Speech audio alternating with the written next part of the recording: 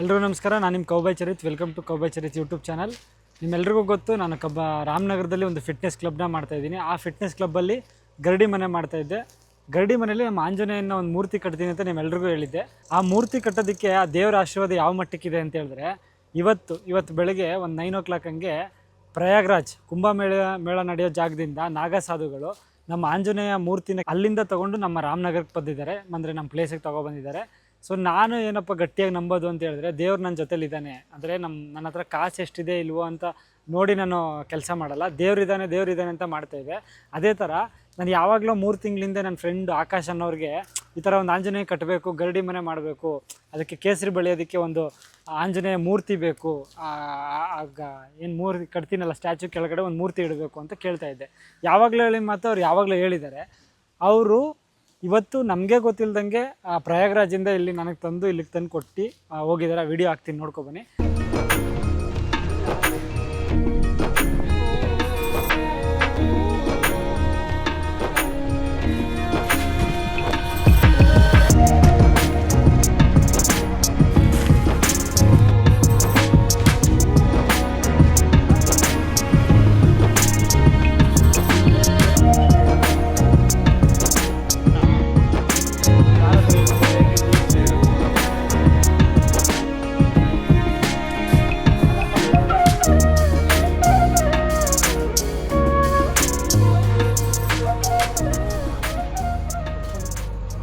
ओम श्री गुरुभ्यो नमो नमः। गुरुदेवो महादेवो गुरुदेव सदाशिवः गुरु साक्षात् श्री गुरुरेवण सिद्धेश्वर क्षेत्रेणागमज्जयो नमो नमः।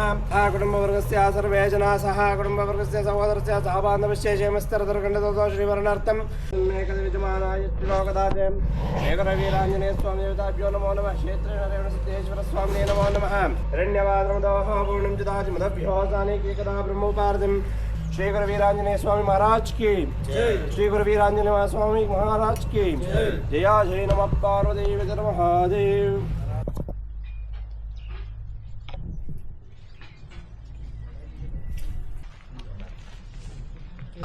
नेत्र नेत्र जो है ज्वेलर्स के यहाँ से मंगाना।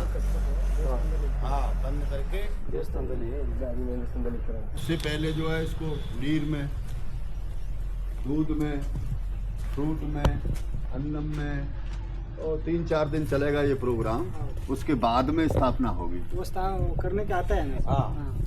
ಇವಾಗ ಫಸ್ಟ್ ಜಲ ದಿವಸ, ಧಾನ್ಯ ದಿವಸ, ಇವಾಗ ಇಟ್ಬಿಡ್ಬೇಕು. ಅವ್ರು ಪ್ರತಿಷ್ಠಾಪನೆ ಮಾಡೋ ಟೈಮಲ್ಲಿ ಎತ್ಕೊಂಡು ಅದನ್ನ ಪೂಜೆ ಮಾಡೋದು. पत्थर लगा देना, आगे भी पत्थर लगा देना, ऐसे नहीं गिर जाए।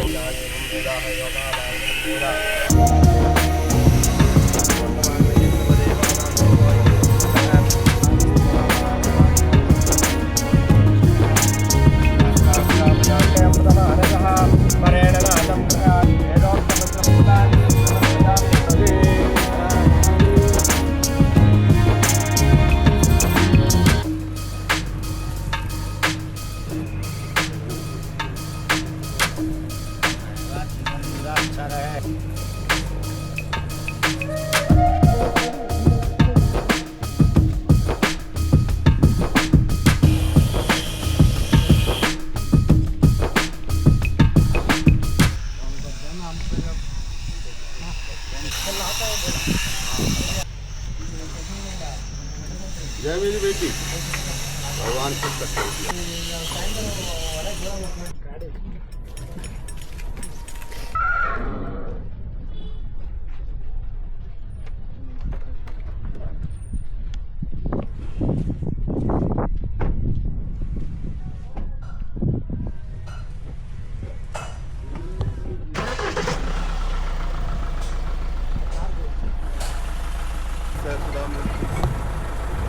पार्वती पति हर हर महादेव।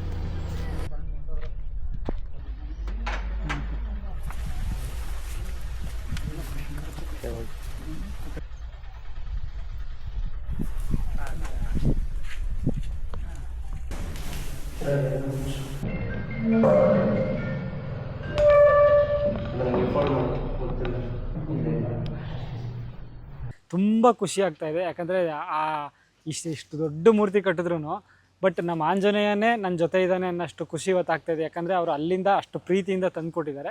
ವಿಡಿಯೋ ನೋಡಿ ಕಂಪ್ಲೀಟಾಗಿ ಅವ್ರು ಎಲ್ಲಿ ತಂದುಕೊಟ್ರು ಮತ್ತು ಹೆಂಗೆ ಪೂಜೆ ಮಾಡ್ದು ಅಂತ.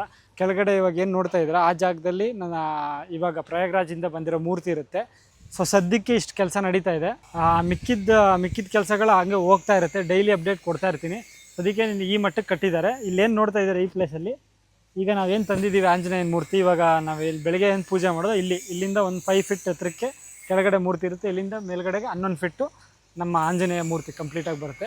ಸೊ ಇದೇ ಥರ ಅಪ್ಡೇಟ್ಗೋಸ್ಕರ ನನ್ನ ಕೌಬಾಯ್ ಚರಿತ್ ಯೂಟ್ಯೂಬ್ ಚಾನಲ್ನ ಸಬ್ಸ್ಕ್ರೈಬ್ ಮಾಡ್ಕೊಳ್ಳಿ ಮತ್ತು ನನ್ನ ಇನ್ಸ್ಟಾಗ್ರಾಮ್ ಪೇಜ್ನ ಫಾಲೋ ಮಾಡ್ಕೊಳ್ಳಿ. Thank you so much. ಜೈ ಹನುಮಾನ್. ಬಾಯ್.